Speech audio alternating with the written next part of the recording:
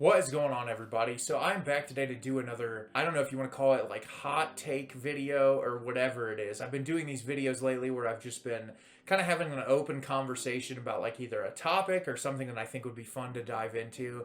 And so a while back I did some of the worst movies I've ever seen, and I wanted to talk about that.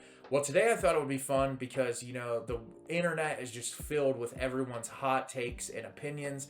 I just recently did a video where I read a bunch of like half-star letterbox reviews of some of my favorite movies. And so today I thought for my own sake and just to have a little bit of fun that I would talk about some critically acclaimed movies that I don't like that much. And most of these movies I don't even hate.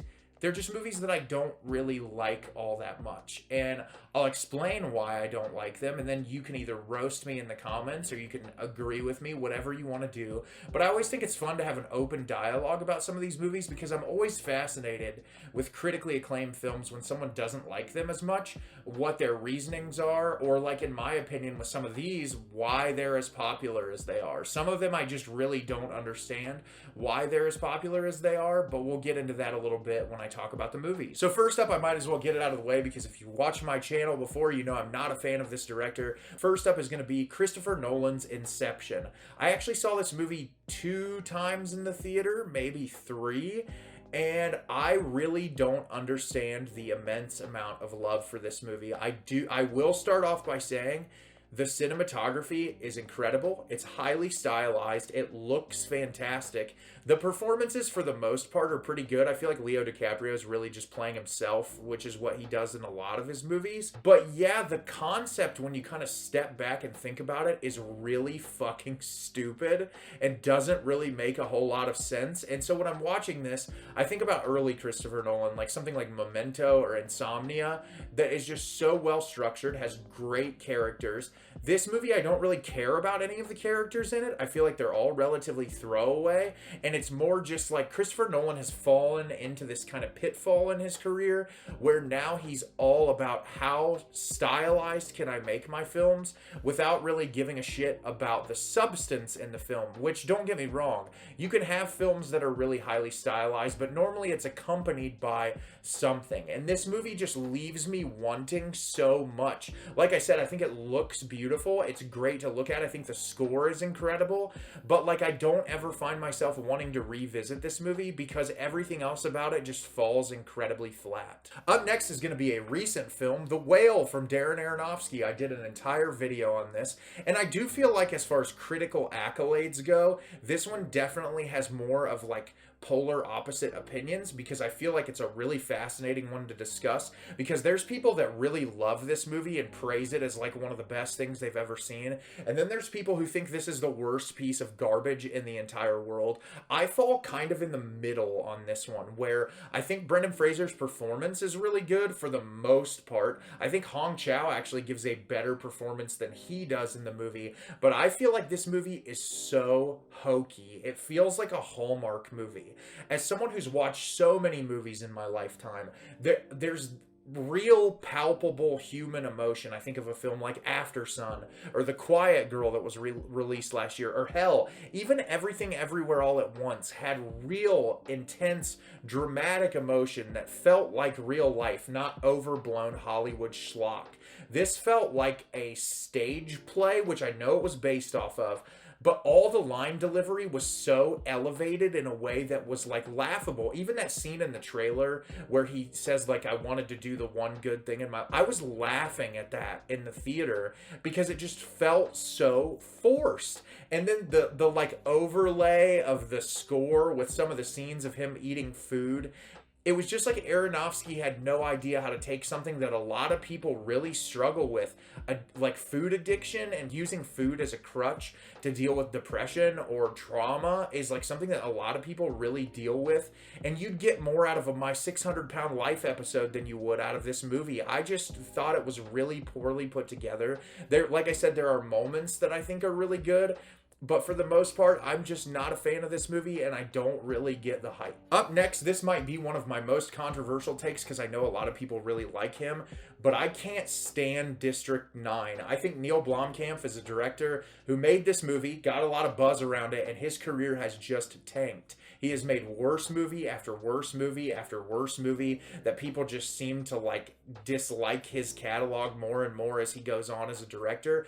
But this film just didn't really do much for me. I found the first like half hour of it to be really annoying. The lead character was incredibly obnoxious. I hated the shaky cam kind of like documentary style footage of all of it, which I'm a found footage fanatic. I don't know. There's just something about this movie that it just didn't have any personality. And I know a lot of people say, oh, it's groundbreaking science fiction, but I was mostly bored. It was one of the first times in a theater that I wanted to get up and walk out during a movie. Didn't really care about the alien design. I know a lot of people liked it, but I looked it up and saw that it was really just kind of recycled character designs from the wannabe Halo movie, which made me like it even less. And I don't know, I just don't really remember a lot from this, and I wasn't really all that impressed with it when it was first released. And I'm a huge science fiction fan. I love science fiction movies. I love science fiction films that kind of push the envelope as to what science fiction can be. But I found most of this to be relatively run-of-the-mill and formulaic in a way that it never stuck with me. But I know there's a lot of people out there that adore this movie and that praise it over and over and over again. It's just not for me. Up next, I've mentioned this one multiple times on my channel, but Gasper Noé's Climax. This is a movie that I respect the hell out of for its style and its cinematography. It is so beautifully shot. The color palettes in this are amazing. I think the combination of the score with the cinematography and the visuals is really amazing. I hate every character in this movie with a burning passion. And I know it's not necessarily the point for them to be likable, but when they all start going crazy and shit starts going downhill, you have to give me a reason to actually give a shit about one of them to make me want to continue watching the movie. Because when bad stuff starts happening to these people that are inherently awful people, it doesn't really do a lot to me to just watch them go through suffering. I don't know, and I understand maybe Noé's point of this film was just to convey a drug trip and he didn't really have anything else in mind. But all the horrific imagery in the third act does nothing for me when I don't care about the characters.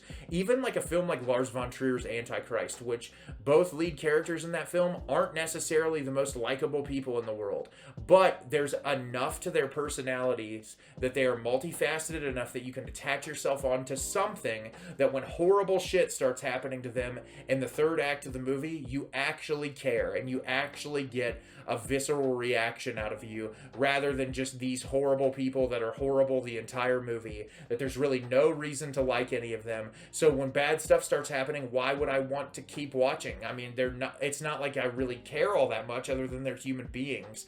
It's kind of like when you're watching a narrative film and when it's being pieced together, you're like, oh, what's the first thing to do? Write a character with depth. Even villains in films have to have some kind of layers to them to make you want to attach yourself onto them and care about what's going on with those characters in particular. And yeah, this is one that, like I said, I respect the hell out of it with its visual style. I think there's a lot of good about it. It just doesn't click in my head, and it's not one that I ever really want to revisit. I'd rather watch Vortex any day of the week. Up next is going to be a comedy that was released over the past few years, Booksmart, from director Olivia Wilde. I thought this movie was way overhyped. I thought the character portrayals weren't all that great. I really liked that they were going to portray a gay character as one of the leads, but like even her arc towards the end with like the throw up sequence and everything, it just felt so like Hollywood schlock in a dumb way that like the next day they meet each other and they're totally fine about everything that happened.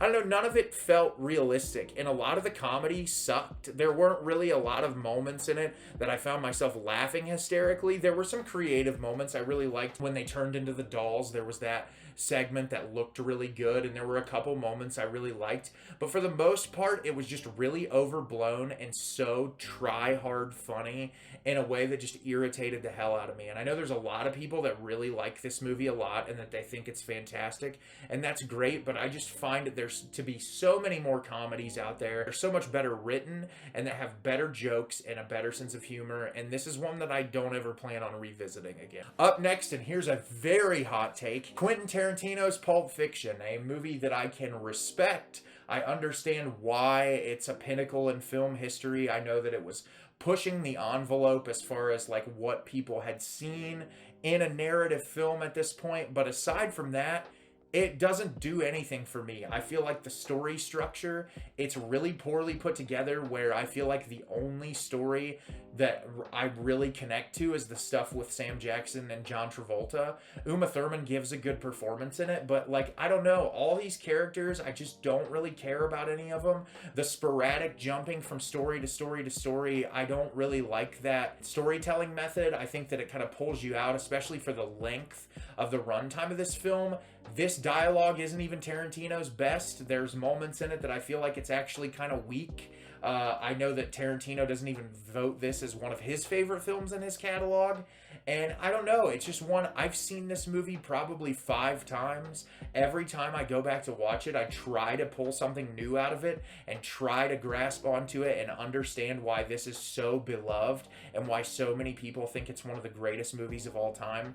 But to me, it's just not. I don't know. It falls relatively low in his catalog for me.